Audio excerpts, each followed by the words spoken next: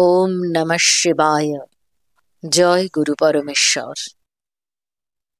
গুরু মহিমা পর্ব ৮। এই পর্বে আমরা আলোচনা করব গুরু পাদোদক মাহাত্ম্য। যে শিষ্য গুরুর পাদোদক অর্থাৎ পা ধোয়া জল প্রতিদিন ভক্তির সহিত পান করে, তার প্রভাবে ৩.৫ কোটি তীর্থের ফল সে প্রাপ্ত হয়। এটা ধ্রুব সত্য। তাই সর্বপ্রযত্নে নিত্য পূজা ও জপের পর তা সকলেই পান করা উচিত।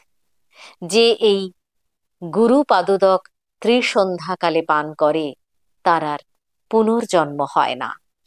ব্রহ্মা, বিষ্ণু, রুদ্র তথা সমস্ত পিতৃদেবতাগণ এই গুরু পাদ পদ্মার্চিত জলে নিবাস করেন। যে রোজ গুরুর পাদোদক পান করে, সে ধর্ম, অর্থ, কাম ও মোক্ষ এই চতুর্বর্গ প্রাপ্ত হয়।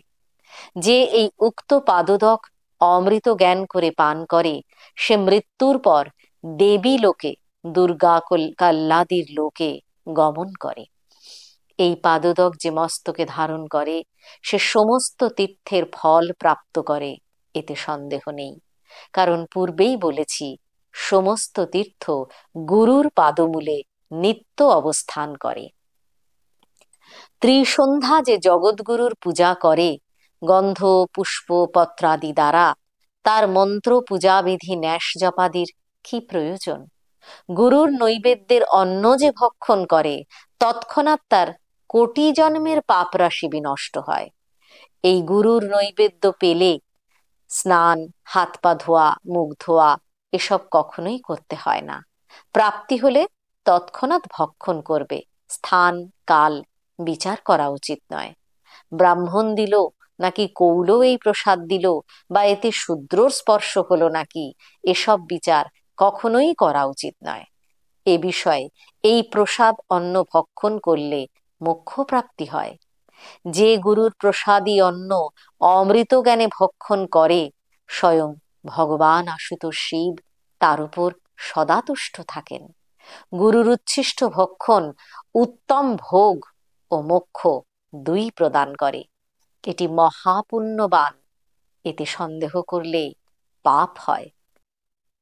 গুরুর মুখ দিয়ে যে বাক্যই বেরোক তাই শাস্ত্র।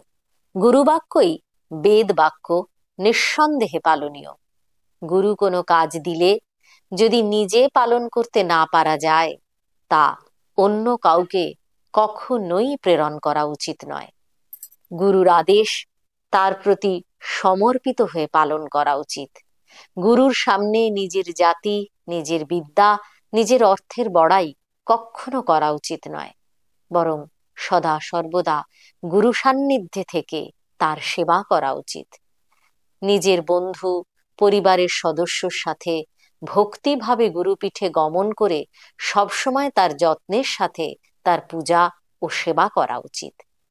যে গুরুর পাদপদ্ম ধ্যান করে, সে দেবতা, সে উত্তম ভোগ সম্পন্ন হয়ে অন্তিমে মুক্ত হয়ে যায় গুরু ভক্তির ফলে। বিদ্যা, মন্ত্র, মুদ্রা, পূজাদি বিধি সব গুরুমুখেই গ্রহণীয়, না হলে তা বিফল। গুরুর সাথে একই আসনে কখনো বসা উচিত নয়। নিজের আর্থিক শক্তি অনুসারে ব্যক্তি গুরুর সেবা এবং পূজাদি করবে। গুরু ভক্তির অধিক কিছুই নেই এ বিশ্ব সংসারে।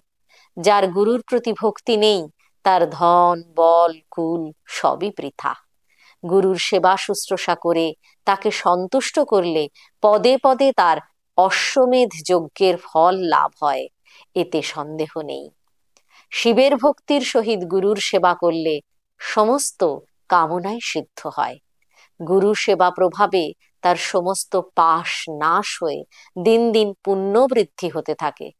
গুরুর সেবা দ্বারা শিষ্যের সমস্ত কার্যই সিদ্ধ বা পূর্ণ হয়। যে গুরুর পাদপদ্মের পূজা করে, তার পুণ্যের গণনা করা যায় না। তার সমস্ত বাঞ্ছিত বস্তু সে লাভ করে। খালি হাতে দেবতা ও গুরুর দর্শন করতে হয় না। সামান্য পুষ্প বা ফল ইত্যাদির যার যা শক্তি, তার দ্বারাই গুরু পদে দান করতে হয়। এবং গুরুপাদপদ্ম সদা সর্বদা স্মরণ মনন করতে হয়।